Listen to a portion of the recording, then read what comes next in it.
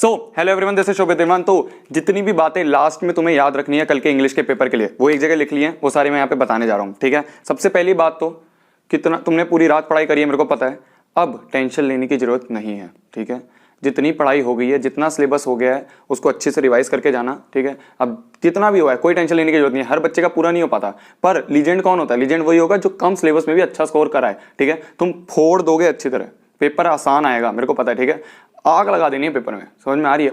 पूरा मतलब एंड मौके तक, एंड एक एक मिनट तुम्हारा कीमती है, समझ में आ रही है बात? एक मिनट तुम्हें पता है कि एक मार्क के लिए 2 मिनट है, पता है? तो एक मार्क के लिए 2 मिनट है, इसलिए एक एक मिनट कीमती है। ठीक है, वॉशरूम होके जाना, पहले ही एक वाटर बॉटल साथ में लेके जाना। एक एक मतलब एंड मौके तक, जब तक तुम्हारे पास वो आ रहा है ना, टीचर पेपर छीनने नहीं आ रहा, जब तक लगे रहना, लड़ते रहना क्वेश्चन से, एक भी क्वेश्चन खाली मत छोड़ के आना। समझ में आ रही है बात? और जल्दी से सोना। आज रात को नहीं पढ़ाई करनी है, आज रात तक पूरी पढ़ाई नहीं करनी है। ये नहीं पूरी रात अब पन्ने पलट रहे हो, अच्छी तरह पूरी 8 घंटे की नींद लेके जाना, जिससे कल पेपर में नींद ना आए।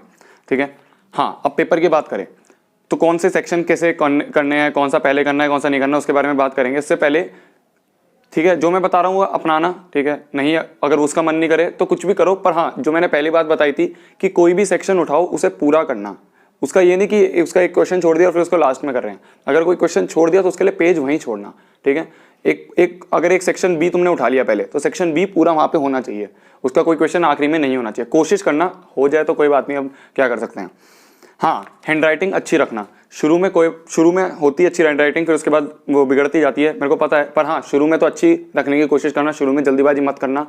अगर पहली फर्स्ट जो इंप्रेशन होगा वो अच्छा होगा तो जो चेक कर रहा होगा उसे भी थोड़ा अच्छा लगेगा। वहाँ पे घड़ी होगी, ठीक है, वॉच अलाउड ना हो कोई बात नहीं, घड़ी वहाँ पे होगी। हाँ, अब बात करते हैं कौन सा सेक्शन पहले करना है, कौन सा बाद में करना है, इसके बारे में। तो देखो, जो मैंने सोचा, ये तुम अपना भी सकते हो, नहीं भी अपना सकते, पर हाँ, जो मैंने सोचा सबसे पहले करना तुम रीडिंग सेक्शन। ये जो है ना, ये वही है जो तुम्हारे पेपर में आएगा। तो मैं बता रहा हूँ कि क्यों करना है, कैसे करना है, मतलब इसके पीछे रीजन क्या है ये करने के। तो पहले रीडिंग सेक्शन करना है। क्यों रीडिंग सेक्शन पहले करना है? क्योंकि देखो, तुम्हारा माइंड फ्रेश होगा। अगर तुम रीडिंग सेक्शन को लास्ट में करोगे तो तुम्हारा माइंड पहले से भर चुका है। ठीक है, तुम्हारे 2.5 घंटे निकल चुके हैं, तुम्हारा माइंड पूरा भर चुका है। अब अगर तुम अनसीन पैसेज पढ़ने जाओगे, पहले क्वेश्चन पढ़ोगे फिर अनसीन पैसेज पढ़ोगे, तो अनसीन पैसेज तो पढ़ना ही होगा। अगर तुम अब पैसेज पढ़ने जाओगे तो तुम्हारा माइंड उसको अच्छी तरह ग्रास्प नहीं कर पाएगा, समझ नहीं पाएगा, क्योंकि तुम्हारे दिमाग में जल्दी होगी। तो इसलिए मैं कह रहा हूँ सबसे पहले माइंड फ्रेश होगा, जो मैंने बताया अनसीन पैसेज वाली वीडियो, उसी को अपनाते हुए रीडिंग सेक्शन खत्म कर देना। समझ में आ रही है बात? दूसरा आता है, और कितना टाइम देना है वो उसके हिसाब लगा लेना कि 1 मार्क्स के लिए 2 मिनट है, तो इस हिसाब से अपने टाइम डिवाइड कर लेना। राइटिंग सेक्शन आता है दूसरे पे।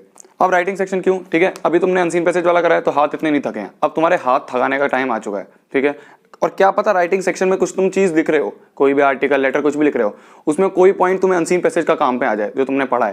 समझ में आ रही बात? तो इसलिए मैं कह रहा हूँ पहले अनसीन जो तुम्हारा रीडिंग सेक्शन है वो पढ़ना, उसमें से कोई पॉइंट अच्छा लगे तो उसे राइटिंग सेक्शन में भी उतार सकते हो। तो अब हाथ थकने की बारी आ गई है, तो राइटिंग सेक्शन को करना। फॉर्मेट अच्छी तरह रट के जाना राइटिंग सेक्शन के, कोई काट पीट मत करना। काट पीट कैसे नहीं होगी वो बताया मैंने, पहले रफ में पॉइंट्स लिख लेना। रफ में पॉइंट्स लिखने से टाइम वेस्ट नहीं होगा, उल्टा टाइम बचेगा। दिमाग लगाओ, कोई भी विवादित बयान मत लिखना। ठीक है, कोई भी नेगेटिव चीज मत लिखना राइटिंग सेक्शन में। तो पहला रीडिंग सेक्शन कर लिया, दूसरा राइटिंग सेक्शन कर लिया। अब आता है तीसरा करना है ग्रामर सेक्शन। ये वही है जो तुम्हें पेपर में सीरीज आएगी। अब ग्रामर सेक्शन क्यों करना है?